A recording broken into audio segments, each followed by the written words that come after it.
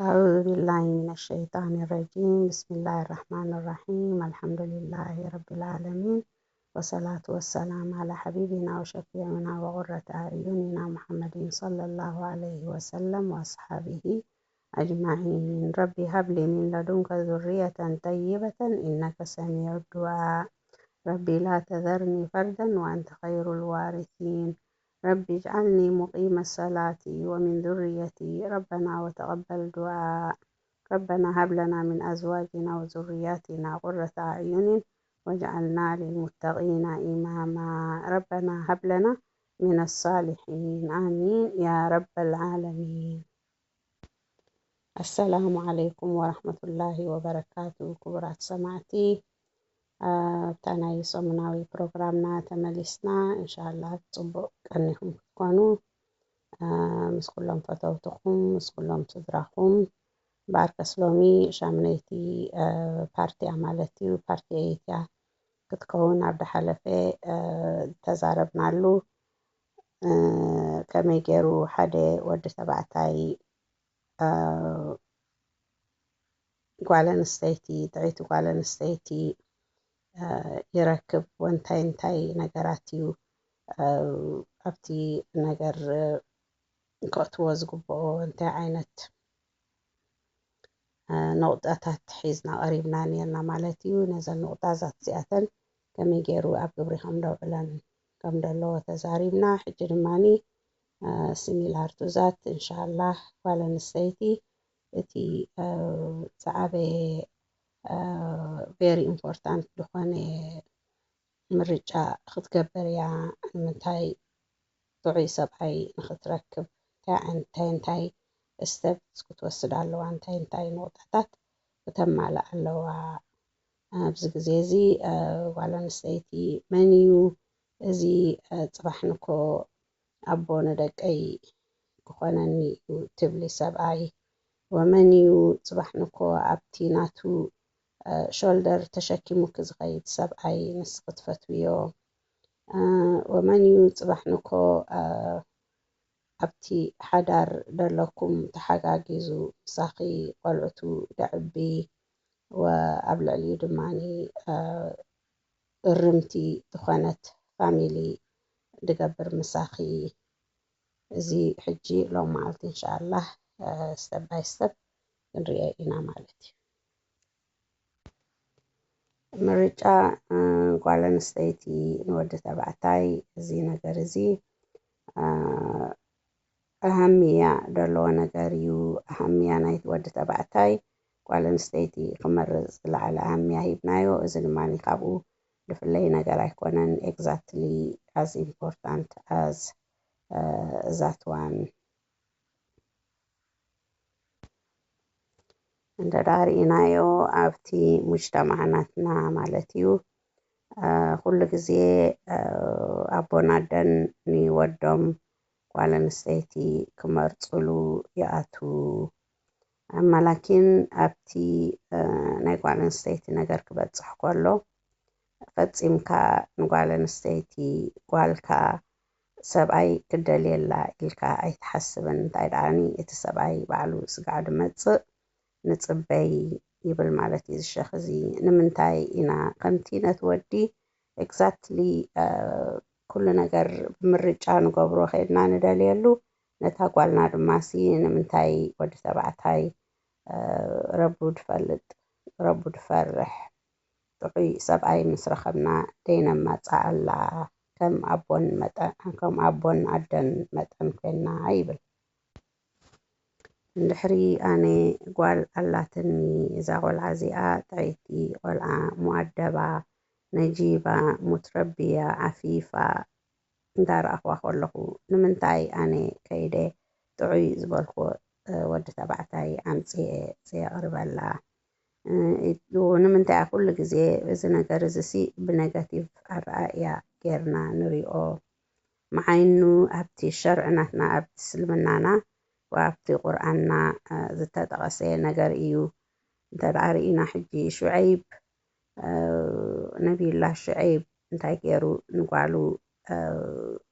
ودي مريض الله مالتي سبعي دخنا نقالو مريض الله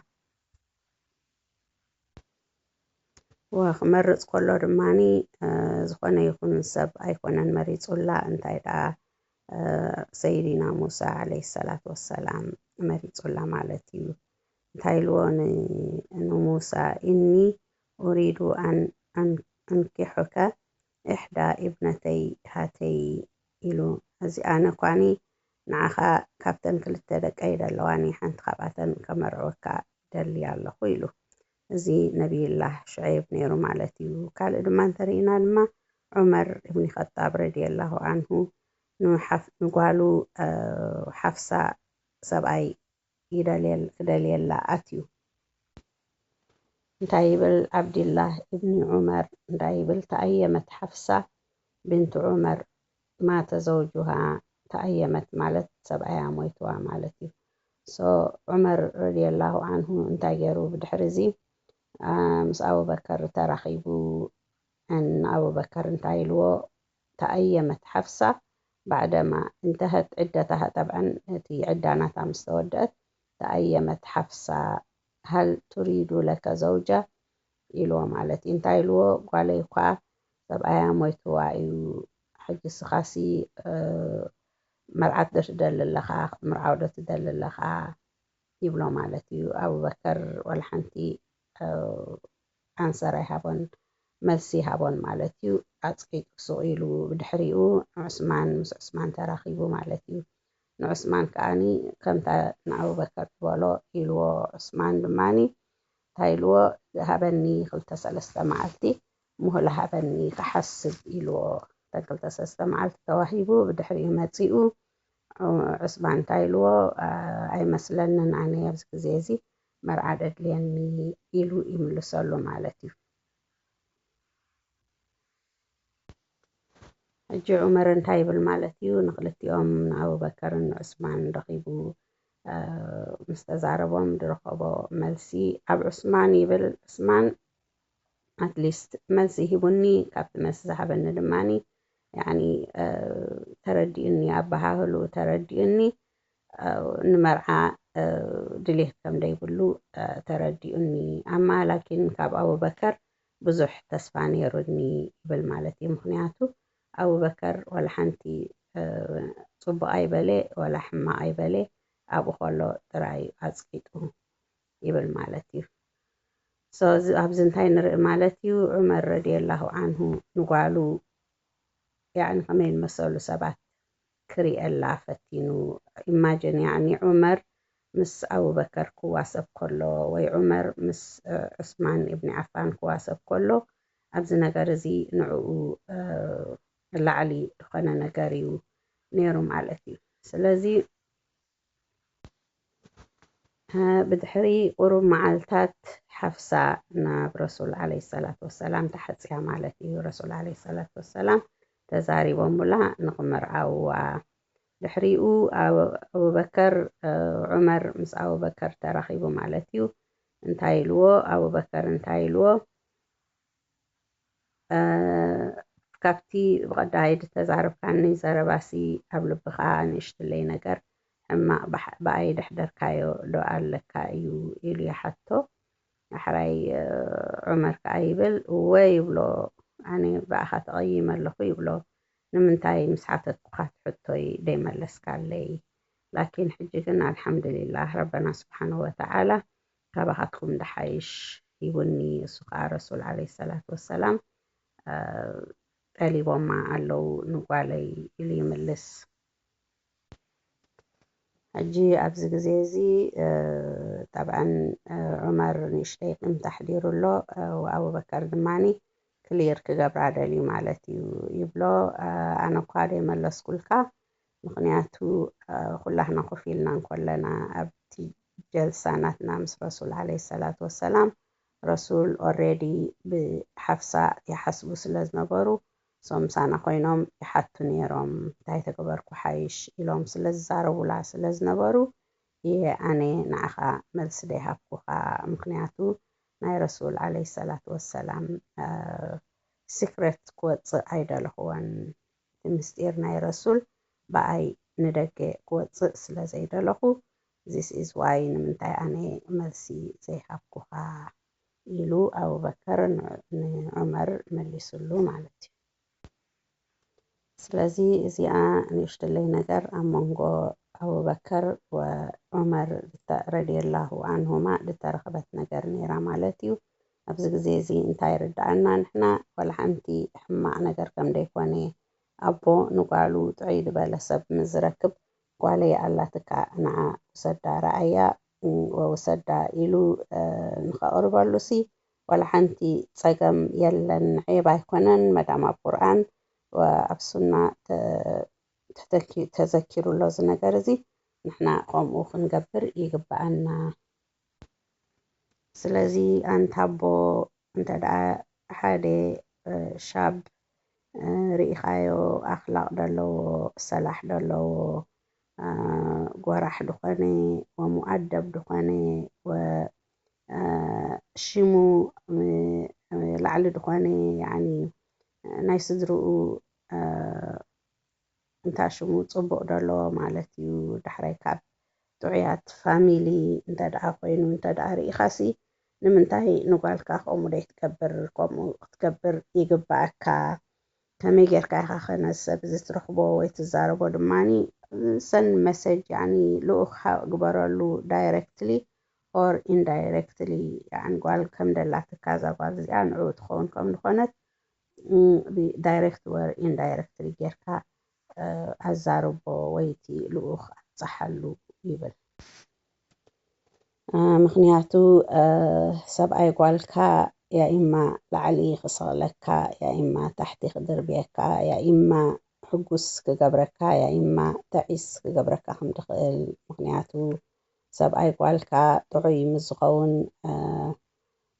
ኢት ኢዝ ቬሪ ኢምፖርታንት ማለት ሲ እንድሕር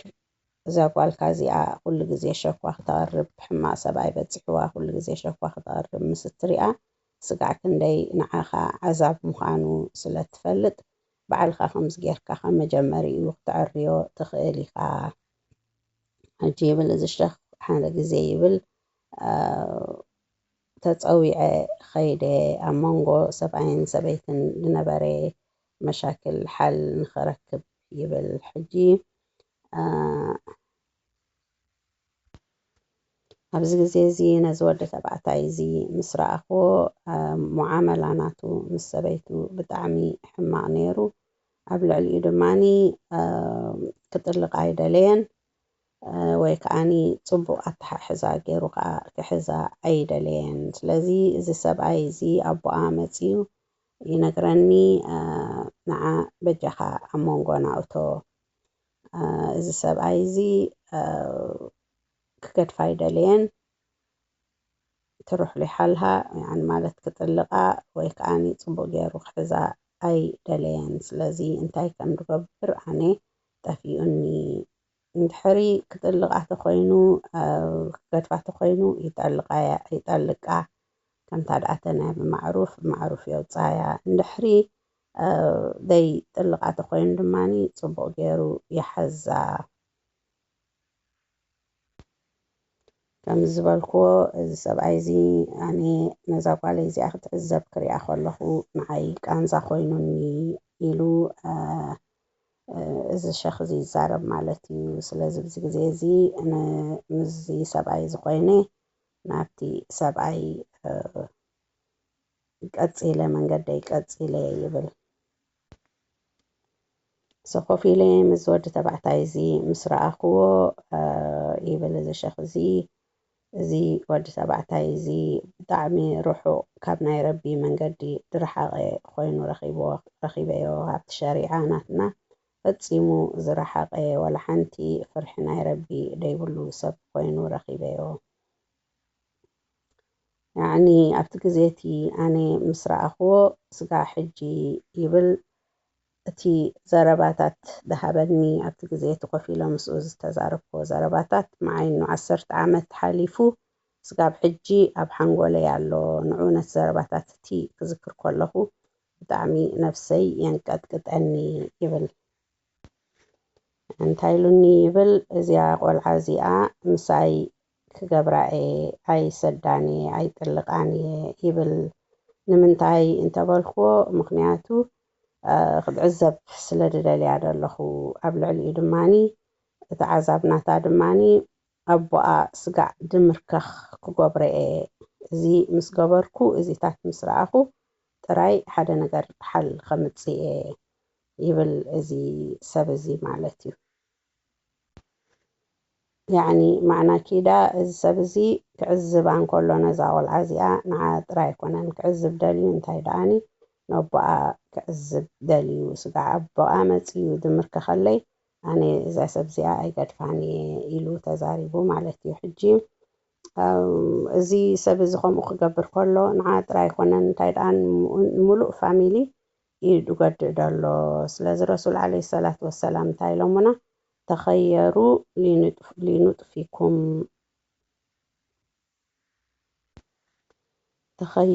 ሊኑጥፊኩም ኣንኪሑል ኣክፋ ኢሎም ረሱል ዓለይሂ ሰላቱ ወሰላም ስለዚ ኣቦታት ኣዴታት እንተደኣ ንጓልኩም ክተመርዑ ተኮይንኩም ኣብዚአን ኣለዋ ሕጂ ኣንቲ ጓል ኣንስተይቲ እንታይ ክትገብሪ ከም ዘለኪ ወዲ ተባዕታይ ክትመርፂ ምስ እትመፂ እንታይ ዓይነት መውጣእታት ኣብ ኮንሲደሬሽን ክተእትውዮ ከም ዘለኪ ብቀዳማይ ናይ ወዲ ተባዕታይ ክንገብር ከለና 10 ነቁጣታት ነይረን ብምሉአን ከዓን ተዛሪብና ኣለና ሕጂ ድማኒ ጓል ኣንስተይቲ ንወዲ ተባዕታይ ክደሊ ምስ እትመፅእ እንታይ ዓይነት ኮንሰንትሬሽን ናታ እቲ ተርኪዝ ናታ ምንታይ ክኸውን ከም ዘለዎ ሓንቲ ብሓንቲ ክንገልፅ ኢና ኢንሻአላህ ስለዚ ናምበር 1 ልክዕ ከምታ ናይ ጓል ኣንስተይቲ ዝነበረት እያ እሳ ድማኒ እዚ ሰብ እዚ ኣስላማይ ክኸውን ከም ዘለዎ لازم أسلامي كون كم دلو قال الله تعالى ولا تنكحوا المشركين حتى يأمننا ولا عبد مؤمن خير من مشرك ولو أعجبكم إلى ربنا سبحانه وتعالى القرآن سلازي بجكا أسلامي قال مرعوي كم ديبلكي እዚኣ ፖይንት እዚኣ እቲኣ ቀንዲ መሰረት ናይ ሓያ ናትኪ ኣንቲ ጓል ኣንስተይቲ እቲ ትምርዓውዮ ሰብኣይ ኣስላማይ ክኸውን ከም ዘለዎ ሕጂ እዚኣ እንታይ መንሽን ይገብር እዚ ሸኽ ማለት እዩ ትፈልጡ ዲኹም ይብል መን ያ ኣቕላ ሰዳቅ ኣብ ዓለም ድወሰደት ጓል ኣንስተይቲ ካብ ኡመት መሓመድ ኣቕላ ሰዳቅ ተኽፈለላ ይብል ማለት እዩ እሳ ድማኒ أم سليم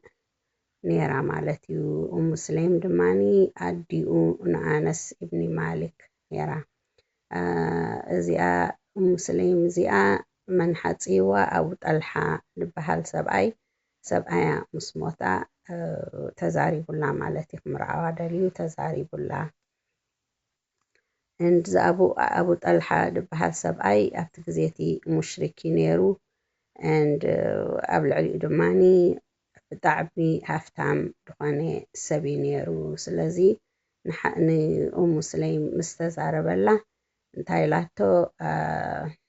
أمونغو خان زي نجار زي أيكونني تبلو مخنياتو أمونغو خان اسلمنا الله اسلمنا تطو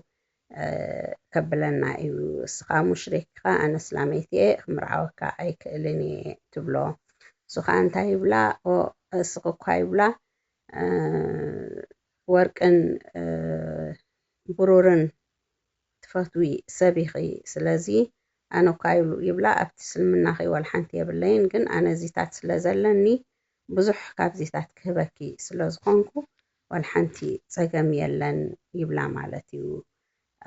السخ أنتاي تبلو اتي بيجاناتك وي اتتصاحداناتك منين اتي ورقيناتك ويكا اتسيلفرناتك والحانتي أباي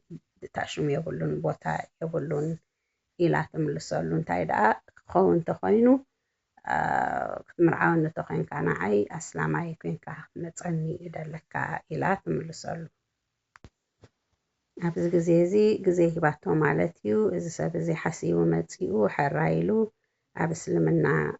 ከኣትየ ይብላ ማለት እዩ ኣብዚ ግዜ እዚ ትብሎ በል ረሱል ዓለይሂ ሰላቱ ወሰላም ሸሂድ ክኾኑሎም ትብሎ ማለት እዩ ኣብ ቅድሚ ረሱል ኮንካ ክትገብረለካ ትብሎ ጠብዓን ኣብ ረሱል ከይዱ እስልምንኡ የቕርብ ወረሱል ዓለይሂ ሰላቱ ወሰላም ሸሂድ ይኾኑ ማለት እዮም። እዚኣ ሰብ እዚኣ ነዚ ኣብ ጠልሓ ዝበሃል ሰብኣይ ተመርያቶ ክትምርዓዎ ኮላ እቲ ዝለዓለ ማህሪ ደሃባ ድማ እስልምንኡ ናይቲ ሰብ እዚ ማለት እዩ። ኣብ ልዕሊኡ ድማ ከምቲ ዝበልናዮ ሃፍታም ስለ ዝነበረ ድማ ኩሉ ገንዘቡ ካብቲ ዝነበሩ ከዓኒ ከቕርበላ ክኢሉ ስለዚ እዚኣ ሰበይቲ እዚኣ ኣቕላ ማህር ዝወሰደት ኣብ ዓለም ተባሂላ ትፅዋዕ። ካልአይቲ ንቑጣ ድማኒ ሰላሕ ዝበሃል ነገር ኣሎ። እዚ ሰብ እዚ እስክትምርዓውዮ ሰብ ሳልሕ ክኸውን ኣሎ። ኩሎም ኣስላም ኣይኮኑን ሳሊሒን ኣለው። ብዙሓት ኣስላም ኢና እንዳበሉ ወላ ሓንቲ ኣብ ሰላሕ ደይቀረቡ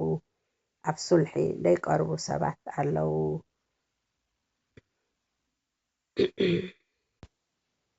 ምክንያቱ ሰላሕ እንተዳ ደይብሉ ኮይኑ እዚ ሰብ እዚ ፅባሕ ንኮ ደቅኺ ከመይ ገይሩ እንታይ ዓይነት ኣተዓባብያ ከዕብየልኪ እዩ። ዳት ኢዝ ዋይ እዚ ሰላሕ ዝበሃል ነገር ቬሪ ኢምፖርታንት እዩ። ኖርማሊ እንተዳ ሪኢኻዮም ድማኒ ቆልዑት መብዛሕትኡ ግዜ ናይ ኣቦኦም ፍጥራ ናይ ኣቦኦም ይወስዱ ማለት እዮም። ምስ ተወለዱ ክዓብዩ ከለው እንተዳ እዚ ኣቦ እዚ ሰላሕ ደይብሉ እንተኮይኑ ልክዕ ከምኡ እዮም ዝወፁ። ጠብዓን ኩሉ ቆልዓ ክውለድ ከሎ መውሉድ ዓላል ፍጥራ ያዕኒ ኣስላማይ ጥዑይ ኮይኑ እዩ ዝውለድ ኣይዋሕድ ክውለድ ከሎ ላኪን ዳሕራይ ዝተወለደ ክዓቢ ከሎ ኣበዋሁ የንሱራነሁ ይጀሚሻነሁ ወይ ሃዊዳነሁ ይብል። እዚ ሰብ እዚ እንታይ ሽኽና እንታይ ይብል ማለት እዩ። ነስራኒ ንክገብርዎ ኣብ ኢድ ናይ ኣቦኡን ናይ ኣዲኡን እዩ። ዳሕራይ ድማኒ ያሁዲ ንክገብርዎ ድማ ኣብ ኢድ ናይ ኣቦኡን ናይ ኣዲኡን እዩ። ዳሕራይ ድማኒ እዚኣ እንታይ ይጀሚሻነሁ ትብል ድማ ኣላ ኣብ ኢድ ናይ ኣቦኡን ናይ ኣዲኡን ኩሉ ነገር ንክቕየር ኣብ ኢድ ናይ ኣቦኡን ናይ ኣዲኡን። ስለዚ ሳልሕ እንተዳ ኮይኑ ትቦ እቲኦም ቆልዑ ድማኒ ሳሊሒን ክኾኑ እዮም ማለት እዩ። ኦኬ ከመይ ገይረ ይፈልጥ እዚ ሰብ እዚ ሳልሕ ምዃኑ ንዝብል ሕቶ ድማኒ ኣብቲ ግዜ ትራኸብሉ ግዜ ካብቲ እሱ ዝጥምተኪ ዝነበረ ጓል ኣንስተይቲ ክሓፂሉ ምስ መፀ ክንደይ ነገር ዝጠመተ እስኺ ድማ ከምኡ ትጥምቲ ኣብቲ ዕላልኩም ትዛረብሉ ነገራት ብመን እዩ ተረቢዩ እዚ ሰብ እዚ ኣደብናቱ እንታይ እዩ። ዳሕራይ ከ ኣብቲ ገዝኡ ኣብቲ እንዳቦኡን እንዳዲኡን እንታይ ዓይነት ኣተዓባብያ ናይ ቆልዑት ኣሎ። እዚ ኩሉ በዚ ከምዚታት እንዳረኣኺ ካብዚ ነገራት እዚ ክትፈልጥ ትኽእል ኢኺ። ይሰግድ ድዩ ይፀውም ድዩ እዚታት ኩሉ ክትፈልጥለኪ መዓይኑ ይብል ብዙሓት ኣለው ኣስላም እንዳፀሙ እንዳሰገዱ እንከለው ክንደይ ሕማቅ ካልእ ነገራት ዝገብሩ ያዕኒ ሚኒን እቲ ምስጋድን ምፃምን ሲ ኢትስ ኖት ደ ቬሪ ኢምፖርታንት ፓርት ያዕኒ ከምኡ እንዳገበሩሲ ካልእ ነገራት ሕማቃት ክርከቦም ይኽእል እዩ። ምፃምን ምስጋድን ሲ ኢናፍ ኣይኮነን እኩል ኣይኮነን ማለት እዩ ደሲዥን። አሰላሙ ዓለይኩም ወረሕመቱላሂ ወበረካቱ። ተመሊሰኩም ባርከስ ኣብቲ ካልአይቲ ተኣሽመይ ቅድሚ ምእታወይ ኣብቲ ኣኽር ድመላእክዋ እንታይ ኢለ ነይረ ሓደ መውሉድ ክውለድ ከሎ ኣላ ፍጥራ እዩ ዝውለድ ሚንስ ያዕኒ ኣስላማይ ኮይኑ እዩ ዝውለድ ግን ብድሕሪኡ ኣብቲ ተዓባቢኡ ስድርኡ ኣቦኡን ኣዲኡን ነስራኒ ይገብርዎ ወይ ያሁዲ ይገብርዎ ወይ ከዓ ማጁሲ ይገብርዎ። ስለዚ ኣብቲኣ ይመጁሳነሁ ትብል ኣብኣ ቁርብትለይ ዲፊካልቲ ረኺበ ነይረ ማለት እዩ። ካብ ቋንቋ ጉድለት ናይ ቋንቋ እዩ። እሱ ድማኒ ማጁሲ ንክገብርዎ ትብል ዘረባ እያ። ስለዚ ሓንቲ ነስራኒ ነይራ ሓንቲ ድማኒ ያሁዲ ወሓንቲ ድማ ማጁሲ ይገብርዎ መን እዮም እዚኦም ኣቦን ኣዲኡን ዳሕራይ እዩ እቲ ናቱ ፍጥራ ዳሕራይ ድቕየር ዘሎ ማለት እዩ ካብ ኣተዓባቢኡ ይቕየር ኣሎ ስለዚ ሕጂ ክንቅፅል ተኮይንና እምበኣረይ ከምቲ ክብላት ፀናሕኩ ኣቐድማ ኣቢለ ኣብታ መጀመርያ ሓደ ሰብ ወዲ ሰብ ጥዑይ ኣስላማይ ኮይኑ እዚኣ ጓል ኣንስተይቲ እዚኣ ንክትመርፆ مش ضروري يعني تصومن يسجدن مخانو راي فليطا خطأتو كم زي بالله حدا جزي يعني ترينا حدا يود تبعتاي نمرعيلو يمتص بابو قال يخيد أبو دماني يا حتى تسجد ديخا تصوم ديخا إلي حتى ويسجد يتصوم يمسبولو دحري أوتوماتيكالي خلاص يلا قال يبكى له ድብሉ ኣቦታት ኣለው ስለዚ طبعا ነቲ ምስጋድ ምጻም ጽቡቕ እዩ ፓርት ኦፍ ናይ ዲናትና እዩ ትዛዕበየ ፓርቲ ሒዙ ዘሎ እዩ ላኪን ኢትስ ኖት ኤቭሪቲንግ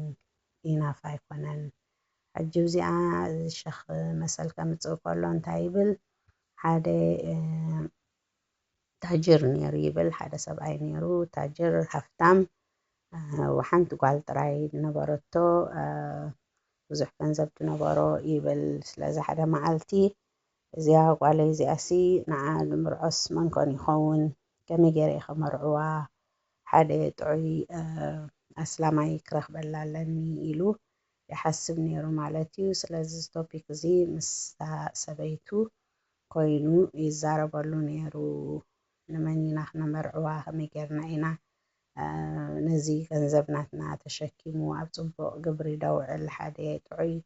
ኣስላማይ ፍርሒ ናይ ረቢ ደሎ ሻብ ነዛ ጓልና እዚኣሲ ካበይ ንረኽበላ ኢሎም ክመያየጡ እንከለዉ ሓደ ሰራቒ ሻቢ ጠብዓን ንእሽተይ እዩ ይመጽእ ኣብቲ መንደቕ ተቢሉ ማለት እዩ ሓኺሩ እዚ ከምዚ ዓይነት ሰረባታት ክዛረቡ ከለዉ ይሰምዖም እዚ ሰብ እዚ ክሰርቕ ኢሉ ይመጺኡ ዋላ ሓንቲ ካልእ ደምፅኦ ነገር ኣይነበረን ግን ስቕ ኢሉ ይሰምዖም ነይሩ ማለት እዩ ስለዚ እዚ ኣቦ እዚ ምዛ ሰበይቱ እዚኣ ከምኡ ኢሉ ክዛረብ ከሎ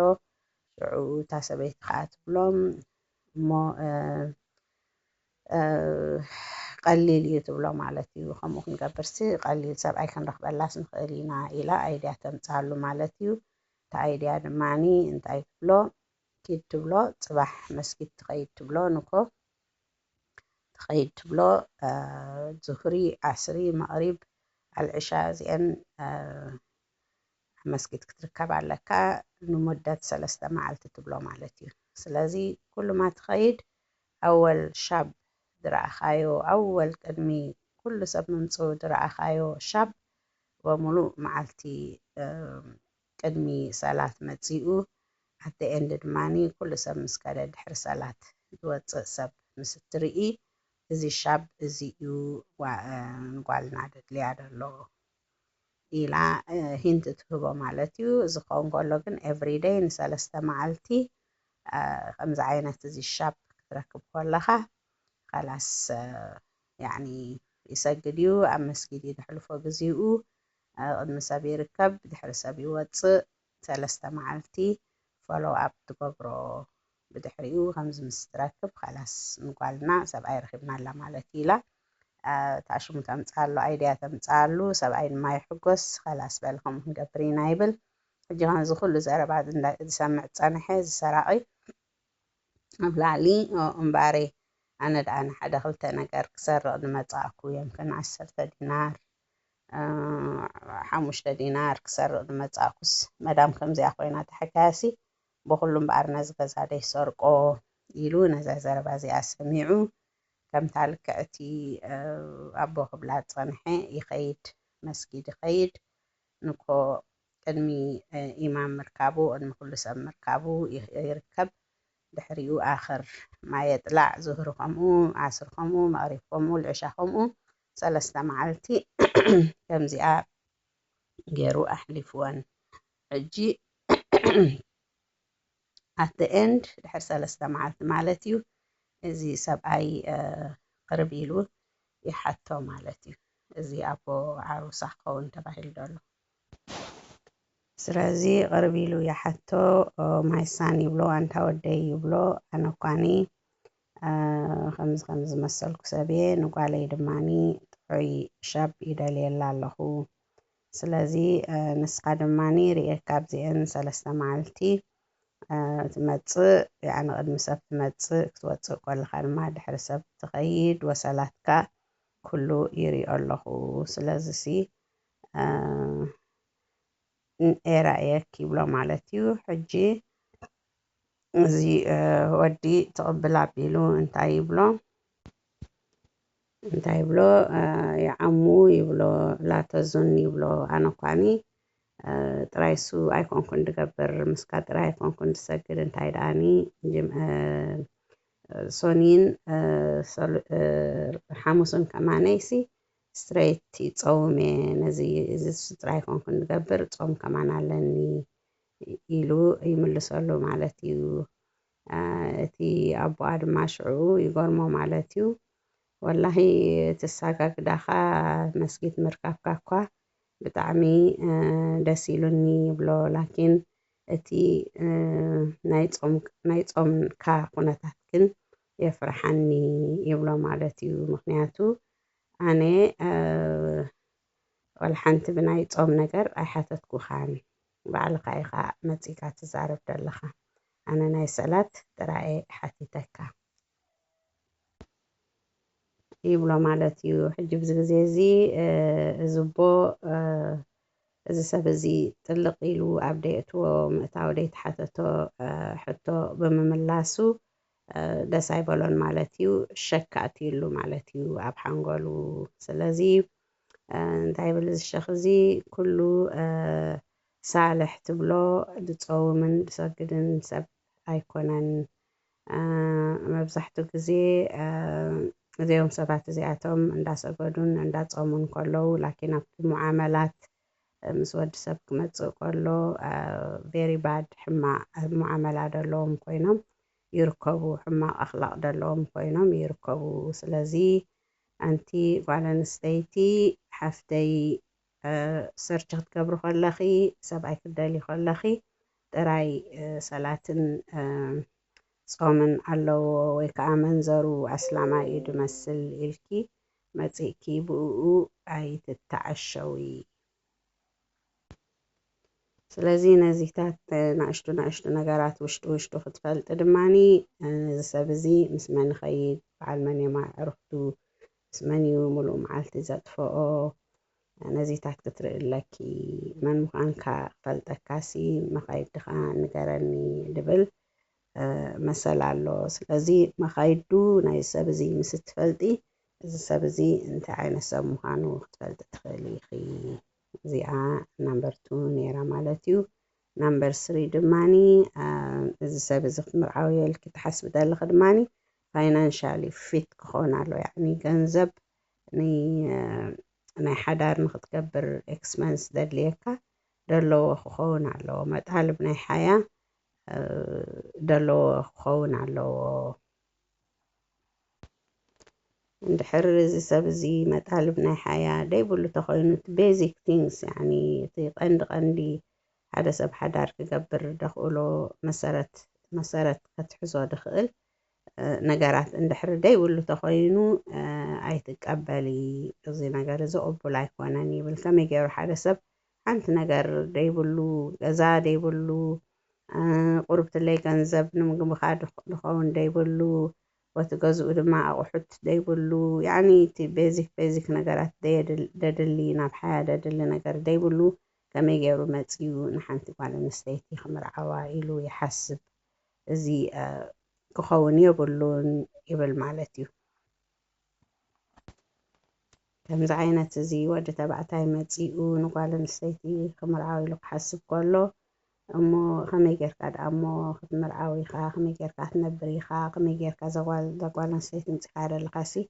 ክተንብራ ትኽእል ኢኻ ኢልካ ምስ ተሓቶ ድሓን ረቢ ረዝቀና እዩ ረቢ ክህበና እዩ ኢሎም ዝምልሱ ደቂ ተባዕትዮ ኣለዉ። ፍዕለን ኣብዚ ግዜ እዚ ረቢ እዩ ድህብ ረቢ እዩ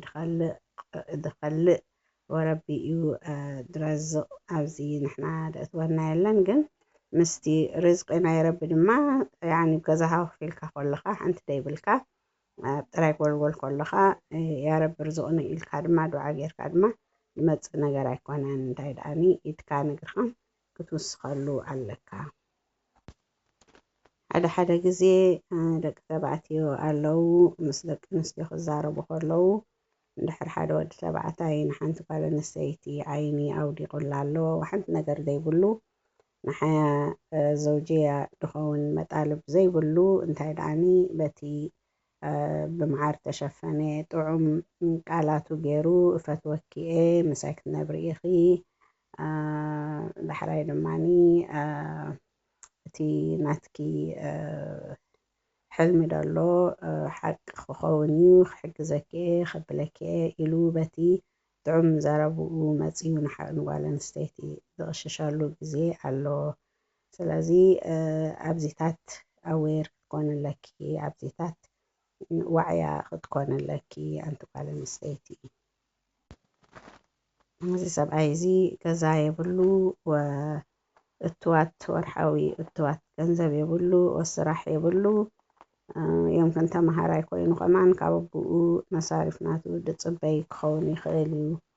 أما نزي سبزين دحر مزيئو أمر عنا متعش من كبت صحدة دعدليو نتي زربوتي سمعكي اختكشاشي خمدي بالكي بل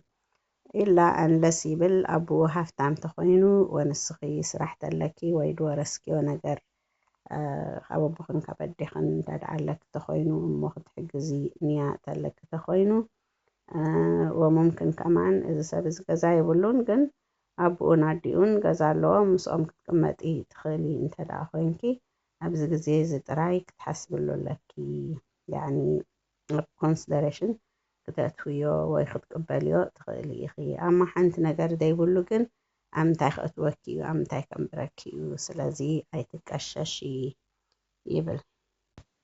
كم تقدم حجز بالنايو رسول عليه الصلاة والسلام تايلوم يا معشر الشباب من استطاع منكم الباءة فليتزوج الباءة مينس يعني الباءة بالكولخة متطلبات نحيا زلو ود تبعتاي انت داخلنكا تمرعو يبل مالتيو المادية والنفسية والتربوية زكله مسؤو دتتقال ليخون مالتيو الباءة يبهل زيتات requirement زي متطلبات نحيا ديبل كانت داخلينو جن 25 عامت جيركا وخد مرعودة ليخا لكن نتاقوالا نستيتم من تامسيكا ختم برايخا سلازي بزيزي السبر خلو كالو يبل نحرك مرعاو ديت خل تخينكا مالتيو أبزيزي كم ترسول دعلمونا تصوم دبهالالو تتصوم وإن شاء الله بنية طيبة سلادخانا دما رب العالمين دماني كفت حالكا ايو يبلز الشيخ مالتيو سخدماني أنتو قال نستيت قاني كم زعينة زي تقامات مزهلواكي بعد عسر يسرع رب العالمين اتي عسير وزلو يسرخ قبر الكيو يبل مالتي سابزي حديث يمت مالتيو فاطمة بنت قيس يبل مالتيو خطبها معاوية يعني معاوية وأبو جهم ذبحالو زيوم كل تسابات زياتهم نمر عادة اليوم ما تزاريبو ملا سلازي زي سبزي أنتي جيران أب رسول عليه الصلاة والسلام متيا زيوم كل تسابات زياتهم تقليبو من اللو إلى تزاربو من رسول دماني انتي يبلو معاوية يبلو سألو كن لا مال له يبلو مالتيو زي معاوية زي دخائيو سألوك مالتي دخا مالتيو ولا حنتي جنزب يقولو نحيا زوجها زقون أم تخم بركيو وأما أبو جهم رجل لا يلقي عصاه عن عاتقه أما زي سبعي زي أبو جهم زبهالكن سبعيو لكن كل جزء أب منكوبو بترحي زي إدخيت إذا مالته إذا سبزي يدرب نساءه إنه يدرب نساءه إلهم فسروا معلماء مالتي السبزي بترو أب منكو تشكيمه كخيط كله نتن دق أنستيو نتن أنستو دهرمن يعني نانستو بدهرمن سلازي هاي كلتيهم أيتدالين إلهم رسول عليه الصلاة والسلام أدوايسي هو انتهي دا أيبلوا أنكحي أسامة إلهم هذا عينة كله هو مالتهم أسامة زدمان الشاب عنده متطلبات الحياة الزوجية وولد مؤدب بكل شيء يعني أدب دلو أخلاق دلو كل نجر تام على سب أسامة علىكي إلهم هنتي هو مالتيو زي سب زي أخيدا أسامة تمرعياتو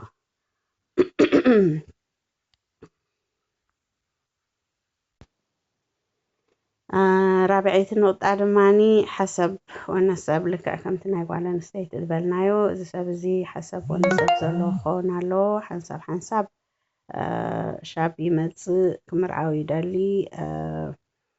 سلازي نتم فاميليناتو يحطم كمرعاو دالي يبلوم أبو نادي عندما يبلو لسه بدري غانا إخا أبو يبتصح كان يبلو مالتيو السقاني كم زناين تاشم جيرو بلو خريوكم أنا نشتي قبلكم الناس أنا خريوكم أنا already دبلوكو سبب عليك إذا خبر خيلي إلو نتاقل حدس أي خيل مالتيو أبتزا لابو أمس كده أبو خان أدي خان أبيلو إلو ميحتوى طبعا أبو خابيلو أبو يعني بنايسرح تأشمسي نبكال عدي جيش يدلو عدي خاخي عدي دماني ممكن مويتا إلو كما نخيل يسلازي كم زعينة زي سب مزمت فكي أي تتقبلي مخنياتو السبزي خمزيلو تحتيكي ويتمرعيك خيدو تصبحنكو تحيك ترخبي إخابو يدانو نديو أب حيان كولا دموتا أبو كولو أبو يلان دبلسي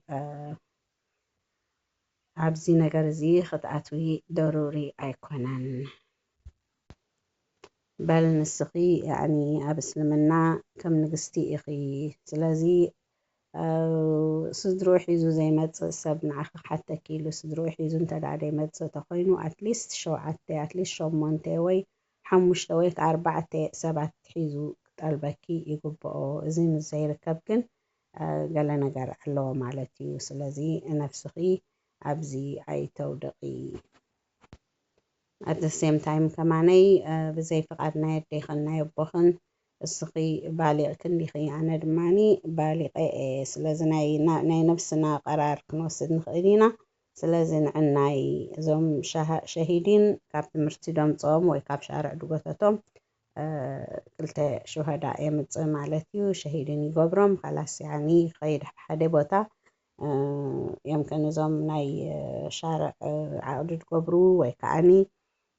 إمامات ناي دخونه يكون مسجد كيدو عقدي قبرلكي بدحريقو أبدي فلت بوتا وسيدو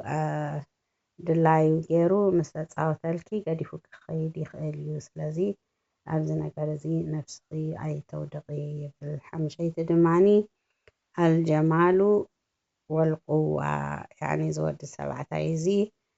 مالك كله والله وصنع سترونج دماغون هلو يبل كمتي وعلى نستيتي كمتي ود 7 تاي كاب وعلى نستيتي دفتو صبقت نقنالو زي دماني دك نستي دماني for sure اليوم عصبوتن صبقات نقنو شيء طبيعي وكابو دقدل نجر أيقونن دلا حنت نجر كنتم حنت وعلى نستيتي كنتم متقلان ود 7 تاي اندحر دس دبل سمعت دمت على تقينو أبز غزيزي مثلا لواء كم زعينة زي مرجع نختكبر ورسول عليه الصلاة والسلام دماني نزنا قرزد دقفور نبارو يوم حدا ود 7 تاي كحدسيلو خيط كله نبغى نتوالى نستيت خطب متاهم درلو صح نفس الكلام كنتم متاهم درلوا زي قبو نايس لمنانا ايو ሓደ ግዜ ይብል እዚ ሸኽ ሓደ ሰብኣይ መፂኒ ንጓለይ ድምርዓው ሻብ መፂኒ ኣብዚ ግዜ እዚ ኮፍ ኢልና እንከለና ተረኣዮም ግን ጓለይ ተሲኣ ከይዳ ገዲፋትና ተሲኣ ከይዳ ተድሕሪኣ ከይደ እንታይ ፀገም እንተኾንክ ተበልኳ ኣቦይ ሕማቅ ይስማዓኒ ኣሎ እዚ ሰብ እዚ ርኢ ምስ ኣበልክዎ ፅቡቅ ኣይተሰማዓኒ ነፍሰይ ፍርሒ ሕዲሩለይ ራዕ ድምፂ ኢለይ ኢላትኒ ስለዚ ያ ሼኽ እንታይ ትብል እዛ ጓል እዚኣ እዚ ሰብ እዚ በቲ ናተይ ኣረኣእያ ጥዑይ ኣስላማ እዩ ጥዑይ ሻብ እዩ ኩሉ ነገር ዝተማለአ ኮይኑ ይረኣየኒ ኣሎ ላኪን ጓለይ ግን ከምዚ ዓይነት እዚ ስምዒት ተሰሚዕዋ ኢሉ ሓቲቱኒ ስለዚ ከመርዕዋ ዶ ወላ እንታይ ወላ ሱቕ ክብል ኢሉ ሓቲቱኒ ኣነ ድማኒ ላ ተፍዓል ኣይተመርዕዋ ከምዚ ዓይነት ስምዒት ካብ ሃለዋ ንዓ ፅቡቅ ኣይኮነን ፅባሕ ንኮ ፅቡቅ እንታሽሙ ኣይክትረክብን እያ ስለዚ ስቶፕ ራይት ዜር ኣይተመርዕዋ ኢለዮ at the same time ድማ ዑመር ረዲየላሁ አንሁ ድማኒ እንታይ ኢሉ ላ ትክሪሁ በናቲኩም ዓላ ዘውጀል ቀቢሕ ያኒ ደቅኹም ደቂ ኣንስትዮኹም ድማኒ ኣይትገድድወን ሕማቅ መልክዕ ዘለዎ ሰብኣይ ንክምርዓዋ ይብል ፈኢነሁም ይሕቡነ ማ ትሕቡን ንስኻትኩም ፅቡቅ ደልዩ ከለኹም ንሳተን ከማነይ ፅቡቅ ይግበአኒ ወፅቡቅ ይደልያ እየን ይብል ስለዚ at the end ኣብ መጨረሻ ሰለስተ ኣድቫይስ ንጓል ኣንስተይቲ ክትምርዓው ቀሪባ ዘላ ጓል ኣንስተይቲ ቅድሚ መርዓዓ ሰለስተ ኣድቫይስ ክህብ እቲኣ ናምበር 1 ኣብዚ ግዜ እዚ ኣንቲ ጓል ኣንስተይቲ እስኺ ክትምርዓው ክትመፅእ ከለኺ እስኺ ዝደለኽዮ ጥራይ ኣይትመርዓዊ እስኽን ስድራኽን ዝደለይዎ ክትምርዓውለኪ ወይ ከዓ ስድራኺ ጥራይ ደምፅኡልኪ እስኺ ብዘይድልየትኪ ኣቲኺ ክትምርዓውዮ የብልክን ኩሉ እዚ ተተሓሒዙ ብሓደ ክኸይድ ኣለዎ ናትክን ናይ ስድራኽን ድልየት ክኸውን ኣለዎ ይብል ካልአይቲ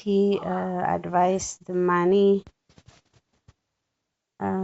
ካልአይቲ ድማኒ ኣብ ወዲ ተባዕታይ ትሪእዮ ነገር ድማኒ ካብዚ ኩሉ ነገራት ዲኑን ኣኽላቅናቱን ክትሪእለኪ ነዚ ነገር እዚ ፈርስት ቸክ ክትገብርለኪ ድሕሪኡ ኣብዚ ተዋፍቕ ምስ ተረኸበ ድማ እቲ ካልእ ንኣሽቱ ነገራት ይመፅእ ማለት እዩ ስለዚ ክትሪኢ ከለኺ ኣብ ወዲ ተባዕታይ ዶንት ጎ ያኒ ሃፍታም ድዩ ገንዘብ ኣለዎ ድዩ ወላ ምሁር ድዩ እዚታት ክመፅእ የብሉን መጀመርያ እንታይ ደኣኒ ዲን ኣለዎ ድዩ ኣኽላቅናቱ ከመይ እዩ ጠባይናቱ ኣብዚታት ኮንሰንትሬት ክትገብሪ ኣለኪ ሳልሰይቲ ድማኒ ኣይትቀሸሺ ይብል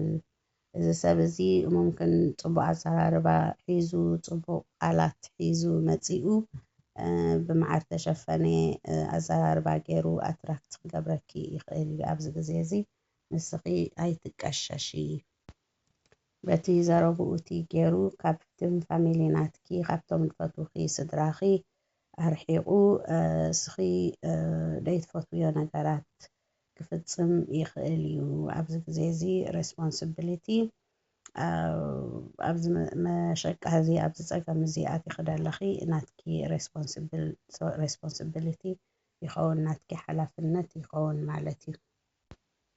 እዚ ሰብ እዚ ከምዚታት ገይሩ ቀሽሹ ብፅቡቅ ቃላትን ብፅቡቅ ዘረባን ጥራይ ብናይ ደገ ናይ ላዕሊ ርኢኺ ንስኺ ክትኣትዮ ከለኺ it could be እዚ ሰብ እዚ ብጀካ ሓየዋን ካልእ ኣይክኸውንን ይኽእል እዩ ስለዚ ኣብዚ ግዜ እዚ ኣይትቀሸሺ ባዕልኺ ኣብዚ ፀገም እዚ ኣይትውደቒ ቢስማርት ያን ኩሉ ነገር ፈላሊኺ ክትፈልጢ ክትክእሊ ኣለኪ ወላሁ ኣመረና ኣን ኑእትየ ብዩተን ሚን ኣብዋቢሃ ፈመን ኣራደ ኣን የኽጢበ ፈታተን ፈልየድኹል ሚነል ባብ ፈልየቅረዕ ባበ ኣቢኪ